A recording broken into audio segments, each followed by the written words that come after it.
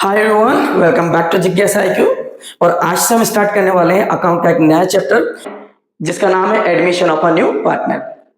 जब हमें partnership firm में कैपिटल की रिक्वायरमेंट हो, या हमारी फर्म से कोई पार्टनर रिटायर हो जाए, या किसी पार्टनर की डेथ हो जाए, या हमें किसी मैनेजरियल स्किल्स की रिक्वायरमेंट हो, सो ऐसी कंडीशंस को पूरा करने के लिए हम एक न्यू पर्सन को फर्म में एडमिट करते हैं। और पार्टनरशिप फर्म में इस कंडीशंस को एडमिशन ऑफ अ पार्टनर के नाम से जाना जाता है। अगर मैं बात करूं पार्टनरशिप एक्ट 1932 सेक्शन 31 की, तो इसमें लिखा हुआ है कि अगर पार्टनर्स के बीच admission of a new partners से रिलेटेड कोई अग्रीमेंट नहीं है, या इनके बीच में पार्टनरशिप डीड नहीं है, तो बिना पार्टनर्स की कंसेंट के, यानी कि जितने भी पार्टनर्स हैं उनकी अनुमति के बिना किसी न्यू पार्टनर को फर्म में ऐड नहीं किया जा सकता। इट मीन्स दैट कि अगर हम किसी न्यू पर्सन को फर्म में एज अ न्यू पार्टनर के रूप में एडमिट करना चाहते हैं, तो ऐसा करने के लिए हमें फर्म के सभी एग्जिस्टिंग पार्टनर्स की कंसेंट होना जरूरी है। आज की इस वीडियो में हम सीखने वाले हैं complete theory admission of a partner से रिलेटेड, और इसके अतिरिक्त जितने भी हम न्यूमेरिकल्स हैं इस क्वेश्चंस में, जितने भी हम अकाउंटिंग में एडजस्टमेंट करने वाले हैं उनको सीखने वाले हैं। कुछ क्वेश्चंस न्यूमेरिकल्स के मैं आज कवर कराऊंगा, बाकी के जो क्वेश्चंस छूट जाएंगे वो मैं आने वाले वीडियोस में आपको कवर करके दूंगा।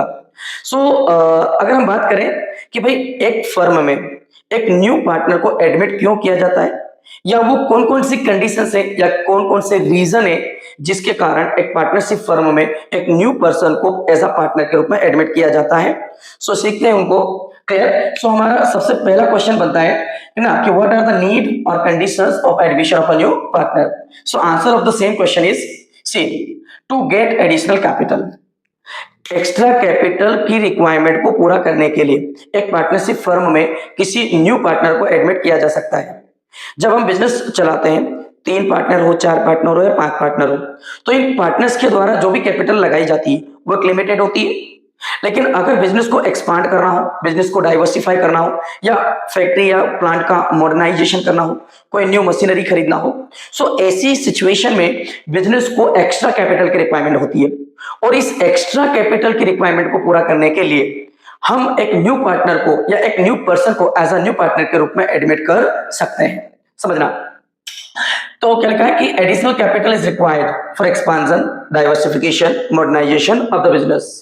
Hence, to get additional capital, a new partner may be admitted in the firm.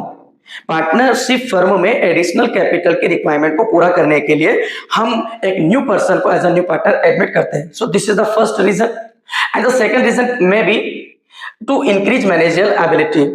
देखो, अगर समझना, 2 लोग हैं हम पार्टनर, हम 2 लोग मिलकर किसी बिजनेस को रन करते हैं, तो इट इज क्वाइट पॉसिबल कि हम 2 लोगों की जो मैनेजरियल स्किल्स है, हम 2 लोगों का जो स्किल्स है, वो हो सकता है कि आज की जो बिजनेस कंडीशंस है उसके अकॉर्डिंग ना हो। हमें कुछ एक ऐसे व्यक्ति की रिक्वायरमेंट पड़ सकती है जो आज के बदलते हुए बिजनेस एनवायरनमेंट की रिक्वायरमेंट को पूरा करने के लिए हमारी हेल्प कर सकता है। फॉर एग्जाम्पल, अगर हम बिजनेस चला रहे हैं, हम ट्रेडिशनल वे में बिजनेस चला रहे हैं, लेकिन आज बिजनेस जो हो रहा है मॉडर्नाइज हो रहा है, बिजनेस ऑनलाइन हो रहा है, तो हमें ऑनलाइन से रिलेटेड कोई जानकारी नहीं है, हम नहीं जानते कि ऑनलाइन बिजनेस को कैसे रन किया जाता है। इस स्किल्स को पूरा करने के लिए या इस रिक्वायरमेंट को पूरा करने के लिए हम एक ऐसे व्यक्ति को फर्म में एज अ न्यू पार्टनर के रूप में एडमिट कर सकते हैं जिसे ऑनलाइन बिजनेस करने का काफी एक्सपीरियंस हो, काफी नॉलेज हो। मैनेजरियल स्किल्स को इंक्रीज करने के लिए एक न्यू पर्सन को एज अ न्यू पार्टनर के रूप में एडमिट किया जा सकता है। A single person does not possess all the required skills to run a business smoothly. कोई एक व्यक्ति बिजनेस को चलाने के लिए सारी जो स्किल्स की रिक्वायरमेंट होती है उनको पजेस नहीं करता, उनको पूरा नहीं कर पाता है। इसीलिए a new partner may be admitted in to increase the managerial ability of the firm. तो बिजनेस की या फर्म की एबिलिटी, मैनेजरियल एबिलिटी को इंक्रीज करने के लिए क्लियर हम किसी एक नए पार्टनर को फर्म में एडमिट कर सकते हैं। थर्ड रीजन है एक न्यू पार्टनर को एडमिट करने का, वह to avoid business competition. To avoid business competition मतलब समझना, जैसे कि मैं ऑलरेडी एक बिजनेस चला रहा हूं, मेरे साइड में भी कोई एक व्यक्ति है, वो बिजनेस चला रहा है, and both of us are running the same business, same line of business हम चला रहे हैं, तो मैं उसको कंपीट कर रहा हूं, वो मुझे कंपीट कर रहा है। इसके कारण क्या होगा, मार्केट में कंपटीशन क्रिएट हो जाएगा। तो कई बार क्या होता है ना कि भाई जो 2 कॉम्पिटिटर्स होते हैं वो मार्केट में कंपटीशन को अवॉइड करने के लिए क्या करते हैं, एक हो जाते हैं कि भाई आपस में कंपटीशन क्यों करें, मिलकर बिजनेस को चलाते हैं। मिलकर बिजनेस को चलाएंगे तो दो लोग एक हो जाएंगे, तो हमारी एबिलिटी, हमारी कैपिटल, हमारा बिजनेस एकदम क्या हो जाएगा, डबल हो जाएगा, और किसी प्रकार का हमारे बीच में कंपटीशन भी नहीं रहेगा। तो कई बार फर्म अपने कंपटीशन को अवॉइड करने के लिए या कंप्लीटली रिड्यूस करने के लिए एक नए व्यक्ति को एज अ पार्टनर के रूप में फर्म में ऐड करती है। कंप्लीट। चलिए क्या लिखा हुआ है कि द फर्म में एडमिट अ न्यू पार्टनर या द पार्टनर में be a competitor to avoid the competition. The fourth condition is on retirement और डेथ ऑफ अ पार्टनर। कई बार क्या होता है कि भैया ऑलरेडी एग्जिस्टिंग जो पार्टनर है उनमें से कोई एक पार्टनर फर्मों को छोड़कर चला जाता है, कारण कुछ भी हो सकता है उसके रिटायरमेंट का। अब अगर एक पार्टनर फर्म से रिटायर हो रहा है तो उस रिटायर्ड पार्टनर की जो जगह थी वो खाली हो जाती है। अब उस खाली जगह को भरने के लिए हमें किसी एक नए पर्सन की जरूरत होगी जो उतने ही अमाउंट ऑफ कैपिटल बिजनेस में इन्वेस्ट कर सके जितना कि जो रिटायर्ड पार्टनर है वो जा रहा है उसके बराबर।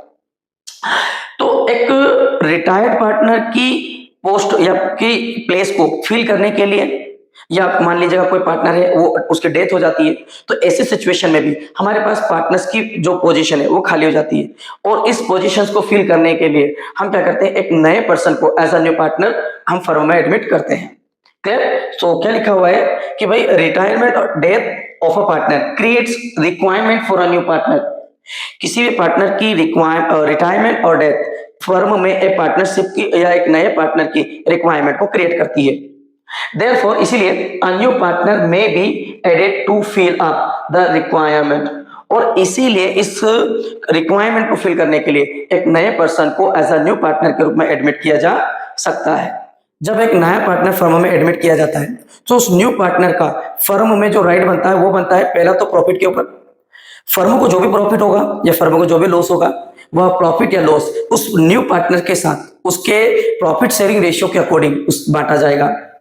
और अगर पार्टनर फर्म में कैपिटल इन्वेस्ट करता है तो कैपिटल इन्वेस्टमेंट पर फर्म का जो भी असेट होगा उस असेट के ऊपर भी न्यू पार्टनर का अपने रेशियो के अकॉर्डिंग है ना राइट बनता है, अधिकार बन जाता है। तो एक नए पार्टनर के फर्म में जो अधिकार होंगे वो ना राइट्स होंगे, वो होगा एक तो होगा है ना प्रॉफिट पर, और जो सेकंड होगा वो होगा फर्म की असेट के ऊपर। राइट। सो ये दो राइट्स बनते हैं एक नए पार्टनर के एक न्यू फर्म में। एक नए पार्टनर के फर्म में एडमिशन पर जो है कई सारे चेंजेस किए जाते हैं, कई सारे एडजस्टमेंट किए जाते हैं। फॉर एग्जांपल न्यू पार्टनर की हम कैपिटल को कैलकुलेट करते हैं, गुडविल की कैलकुलेशन की जाती है, new profit sharing ratio calculate किया जाता है। तो देखते हैं कि जब एक नए पार्टनर को फर्म में एडमिट किया जाता है तो पार्टनरशिप फर्म की अकाउंटिंग में कौन कौन से चेंजेस या एडजस्टमेंट किए जाते हैं। सबसे पहले हम अगर बात करें तो सबसे पहले हम करते हैं है ना नए पार्टनर की कैपिटल की कैलकुलेशन, कि जो एक नया पार्टनर होगा उस नए पार्टनर को फर्म में कितनी कैपिटल इन्वेस्ट करनी पड़ेगी। इसके अलावा जो फर्म है फर्म की गुडविल क्या होगी, क्योंकि ऑलरेडी कोई ना कोई जो पुराने पार्टनर्स हैं वो फर्म को चला रहे होंगे, कई साल से चला रहे होंगे, उन्होंने एडवर्टीजमेंट किया होगा, प्रमोशन किया होगा, मार्केट में उनकी एक रेपुटेशन क्रिएट होगी जिसके कारण आज उन्हें फर्मों को एक्स्ट्रा प्रॉफिट मिल रहा होगा। लेकिन जो नया पार्टनर आ रहा है वो तो सीधा एक्स्ट्रा प्रॉफिट पर अपना शेयर ले रहा है। तो जो नया पार्टनर आता है उस न्यू पार्टनर को ओल्ड पार्टनर्स को क्या देना पड़ती है, गुडविल का कुछ अमाउंट पे करना पड़ता है, और उसकी हम कैलकुलेशन सीखेंगे। इसके अलावा जब नया पार्टनर फर्म में ऐड होता है तो जो ओल्ड पार्टनर्स है, क्लियर, या मैं कहूँ पूरी पार्टनरशिप फर्म है, उस पूरी पार्टनरशिप फर्म में प्रॉफिट शेयरिंग रेशियो क्या हो जाता है, चेंज होता है, हो जाता है। तो हम प्रॉफिट शेयरिंग रेशियो में जो चेंज आता है उसको कैलकुलेट करना सीखेंगे, और जो भी असेट्स है फर्म की या जो भी लाइबिलिटीज है उनको रिवैल्यू करना सीखेंगे, है ना। साथ ही साथ जो भी प्रॉफिट है फर्म में, ओल्ड प्रॉफिट है, जनरल रिजर्व है, या लॉसेस है, या क्यूमुलेटिव प्रॉफिट, व्हाटएवर जो भी कंपनी में है ना जो अभी तक ओल्ड पार्टनर्स में बटा नहीं है उसको पहले हम ओल्ड पार्टनर्स में बांटना सीखेंगे, फिर हम न्यू पार्टनरशिप को ऐड करेंगे। क्लियर। और अगर बात करें जो नया पार्टनर आता है ना, नए पार्टनर को कई बार क्या होता है कि जो पुराने पार्टनर्स होते हैं वो प्रॉफिट की गारंटी देते हैं। तो गारंटी का केस कैसा होता है, इन सारी चीजों को हम आने वाली क्लासेस में डिटेल में सीखने वाले हैं। लेकिन आज हम जो सीखने वाले हैं वो है ये कि जब भी कोई एक फर्म में नए पार्टनर को ऐड किया जाता है तो उस नए पार्टनर के द्वारा फर्म में कैपिटल इन्वेस्ट की जाती है। भाई अगर आप किसी बिजनेस में पार्टनर बनना चाहते हो तो डेफिनेटली आपको कुछ सर्टेन अमाउंट ऑफ कैपिटल उस न्यू बिजनेस में, उस पार्टनरशिप फर्म में आपको एज अ न्यू पार्टनर के रूप में ऐड करना पड़ेगी, है ना, आपको इन्वेस्ट करना पड़ेगी। अगर एक नया पार्टनर फर्म में कैपिटल इन्वेस्ट करता है तो हो सकता है कि वो कैश लाए बिजनेस में, या चेक के माध्यम से बिजनेस को कैपिटल पे करे, या कुछ असेट्स वगैरह बिजनेस में इन्वेस्ट करे। सो अगर एक नया पार्टनर फर्म में कुछ कैपिटल के रूप में इन्वेस्ट करता है तो उसकी जर्नल एंट्री कुछ इस तरह से की जाती है। एक नया पार्टनर जो भी बिजनेस में लेके आएगा, चाहे वो कैश हो, या तो कैश लेके आएगा तो हम कैश अकाउंट क्या कर देंगे, डेबिट। अगर वो चेक से पेमेंट करेगा तो हम उसको क्या करेंगे, बैंक अकाउंट क्या कर देंगे, डेबिट। या अगर एक नया पार्टनर बिजनेस में क्या ला रहा है, असेट्स ला रहा है, तो जो भी असेट्स बिजनेस में नए पार्टनर के द्वारा लाई जाएगी एज अ कैपिटल के रूप में, ठीक है, उन सभी को हम क्या कर देंगे, डेबिट कर देंगे। और जो नया पार्टनर है, ठीक है, न्यू जो पार्टनर है हमारा, ठीक है, उस न्यू पार्टनर्स के कैपिटल अकाउंट को क्या कर दिया जाएगा, क्रेडिट कर दिया जाएगा। That's all. और इस तरह से जब भी हम किसी न्यू पार्टनर को फर्म में ऐड करते हैं तो उसके कैपिटल अकाउंट की एंट्री कुछ इस तरह से की जाती है। लेकिन कई बार क्या होता है ना, जब हम एक नए पर्सन को पार्टनरशिप फर्म में एडमिट करते हैं, या हम यूं कहें कि जब कभी हम नए पार्टनर को बिजनेस में एडमिशन देते हैं, तो कई दफा यह होता है कि भाई जो हमारा पार्टनर है, हो सकता है वो ऑलरेडी, जो हमारा नया पार्टनर है, हो सकता है वो ऑलरेडी कोई बिजनेस रन कर रहा हो। और अगर ऑलरेडी वह कोई बिजनेस रन कर रहा हो तो सीधी सी बात है, वो अपना बिजनेस का जितना भी असेट है और जितने भी लाइबिलिटीज है वो हमारे बिजनेस में लेकर आएगा।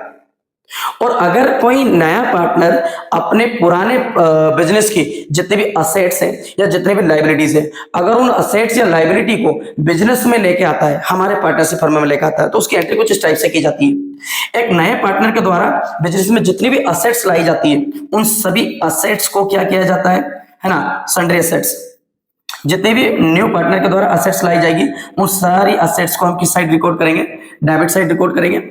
और पार्टनर अगर क्या लेके आ रहा, सीधी बात है, अगर वो ऑलरेडी बिजनेस रन कर रहा था तो उसकी असेट थी, तो कुछ तो लाइबिलिटी उसके पास होगी, तो उस न्यू पार्टनर की जितने भी लाइबिलिटीज होगी, उन लाइबिलिटीज को हम न्यू फर्म में क्रेडिट करेंगे। क्लियर?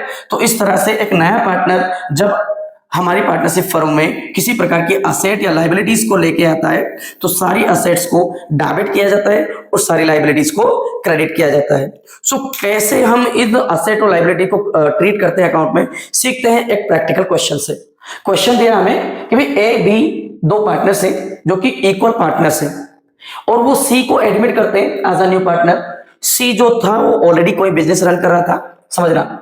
अब सी को जब न्यू फर्म में एडमिट किया गया न्यू पार्टनर के रूप में, तो इसकी कैपिटल डिसाइड की गई कि इसे बिजनेस में 3 लाख रुपए की कैपिटल लगानी पड़ेगी। That's all.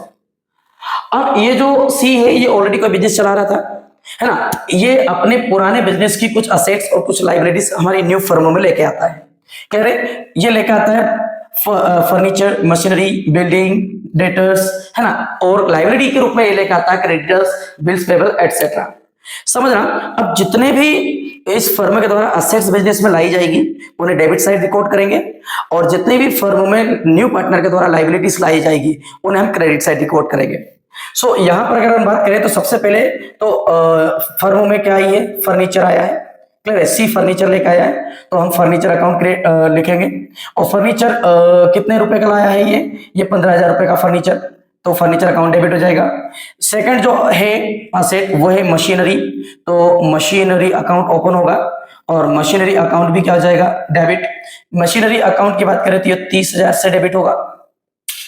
जो सी है वो बिल्डिंग लेके आता है न्यू पार्टनरशिप में 2,10,000 की, ठीक है, तो बिल्डिंग फर्म के लिए एक असेट कंसिडर की जाती है और इसीलिए बिल्डिंग्स अकाउंट बनेगा और बिल्डिंग्स अकाउंट हो जाएगा डेबिट, होगा बिल्डिंग अकाउंट डेबिट 2,10,000 से। इसके अलावा जो सी था उसके कुछ डेटर्स थे, डेटर्स भी असेट माने जाते हैं और इसीलिए डेटर्स को भी क्या किया जाएगा, डेटर्स अकाउंट में डेबिट किया जाएगा। और टोटल डेटर्स जो है वो है 60,000 रुपए के। क्लियर? तो 60,000 रुपए में लिख दूंगा, कंप्लीट। तो ये 4 असेट सी न्यू फर्म में लेके आता है और साथ साथ कुछ लाइबिलिटी भी लेके आता है। लाइबिलिटी जैसे कि एक हो गया क्रेडिटर्स, सो हम क्रेडिटर्स लिखेंगे। क्लियर? अब क्रेडिटर्स अकाउंट की बात करूं तो क्रेडिटर्स कितने का होगा, 36,000 का, क्योंकि ये एक लाइबिलिटी है और इसीलिए हम इसे क्रेडिट साइड लिखेंगे। और नेक्स्ट जो लाइबिलिटी है सी की वो है बिल्स पेएबल, तो हम यहाँ लिखेंगे टू बिल्स पेएबल, है ना। बिल्स पेएबल अकाउंट बनेगा, बिल्स पेएबल अकाउंट हो जाएगा क्रेडिट, और बिल्स पेएबल अकाउंट क्रेडिट होगा टोटल 9000 से। ये मैंने 9000 रुपीज से लिखा। और एक पॉइंट देकर रखा है यहाँ पर कि जो 10% provision for doubtful debt is to be met on debtors.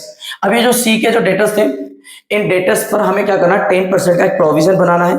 ये मान के चलना कि भैया टोटल जो डेटर्स थे इसके कितने 60,000 मान के चलेंगे, 60,000 टोटल हमें रिसीव नहीं होंगे, है ना, कुछ तो पैसा डूब ही जाएगा। उसके लिए हम प्रोविजन बनाएंगे 10% का।